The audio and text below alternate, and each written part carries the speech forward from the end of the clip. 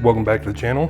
We are here once again with my 1995 Escort Wagon that I refer to as the sippy cup on this channel. You're just joining us now and for some reason you want to go check out a whole bunch of content on a 25-year-old station wagon. You can go get all caught up with the playlist that I will link right up there for you and also down in the description. Today's video is going to be just a little bit different, probably pretty short. This is going to be almost a reintroduction of the car, or at least of what's going on, because there's going to be so much going on that there's going to be so many obvious non sequiturs to all of you guys that tend to watch all the videos that it's going to look weird if I don't explain a couple things.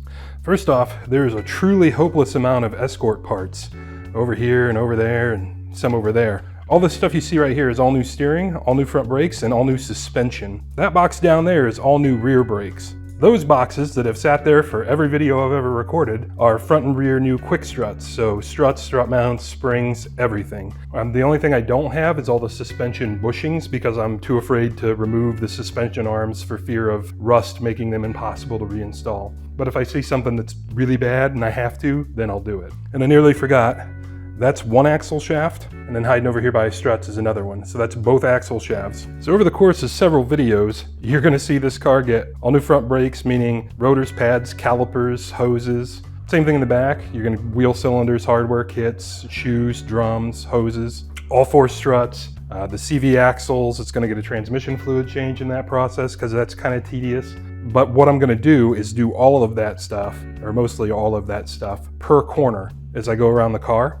And since probably no one wants to watch a 4-hour video of me taking all this in one big bite, which in reality is what I'm going to do, is I'm going to try and chunk it up. So front brakes, steering, suspension, rear brakes, rear suspension. Some of the stuff is so elementary I might combine it, like the rear struts on this car take about 15 minutes to do. But you may notice some odd things, like I might take a brake caliper off and then in the video it's 20 seconds later and all the suspension's gone when I'm putting it back on. I don't know what's going to happen. But it could, and you may notice it, and it could look very weird. This is why, because I'm gonna do it corner, corner, corner, corner.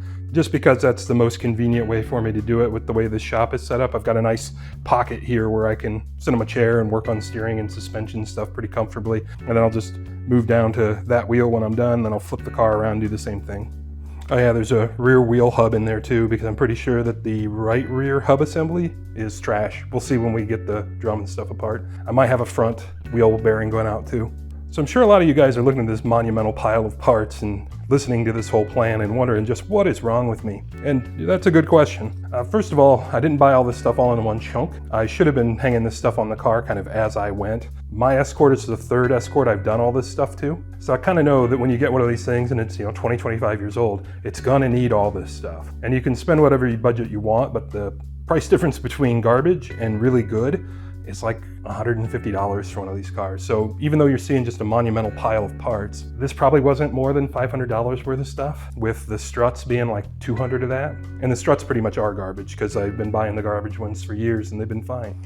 If you guys want to see a good example of why I just shoot the part scanning at these cars, I'll give you one. I bought this car almost 5 years ago, and at that time, I thought maybe there was a little bit of slack in this thing. Now keep in mind, this car more or less drives okay. It doesn't wander around the road or anything else. Might be kind of hard for you to see that. Just how much that's moving inside this tie rod joint. And to me, that looks completely factory original. I'm sure that's just roached. But yeah, that's moving, I would say at least a 1/16 inch before it even hits resistance at the rack. I'm not even sure I have hit resistance at the rack yet. That guy definitely needs replaced. His friend on up at the rack, who knows? It's just gonna go away too. But yeah, for like the 12 bucks these things cost, that's why I just part scan in these cars. So a lot of these parts I've just been picking up a little bit over time. Some of them I've had for like over 4 years at this point, or coming up on 4 years. And there's a reason for that. And since I know only the most dedicated viewers are gonna watch this video and especially get this deep into it, I'll tell you a little bit of personal stuff. Like I said, this is the third Escort. The first two belong to a now ex-girlfriend of mine. We were together for nearly 11 years and went through quite a bit of stuff together, and some of the stuff we went through together was her Escorts. When I say together, I mean me.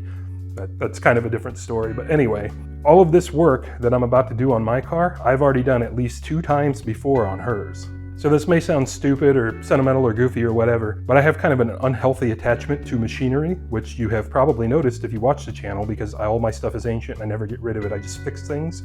So I end up with a strange emotional connection to this kind of crap. So doing this work is going to bring back, and already has started to, a lot of basically dead memories for me. These cars are genuinely a lot of fun to work on because they're really easy to work on. You can just throw parts on and off of them pretty quickly. So they're very rewarding because the pace is fast. But this is just going to be a nightmare horror show for me, quite possibly literally. So it may be fun, but I kind of doubt it. So I have been putting this off as long as I possibly can. Another quick personal note on that, there are 4 fully insured and registered vehicles on this property right now, and none of them will drive. Right now they're all broken. So unless I want to put a triangle on the tractor or get my mountain bike out of the basement, I don't have any way to get anywhere other than my feet right now. So like it or not looking forward to it or not, this all has to get done. I should also say, she's been gone for almost 2 years, so I've definitely been just dragging my feet plenty too, but now you know why, because I just do not want to do this. But I think once I get the old wrenches in the hands and start getting to work, it'll just be fun. The nice thing is this will be the first time I've ever done any of this work to one of these cars without a gun to my head. The car doesn't have to go anywhere, it doesn't have to go to work or whatever. I'm starting a 3-day weekend right now, which could pretty easily become a 10-day weekend if I wanted it to. I've got plenty of vacation time banked up from the pandemic and all that crap, so this should be pretty stress-free, enjoyable wrenching. We'll just take it as it goes and we'll see.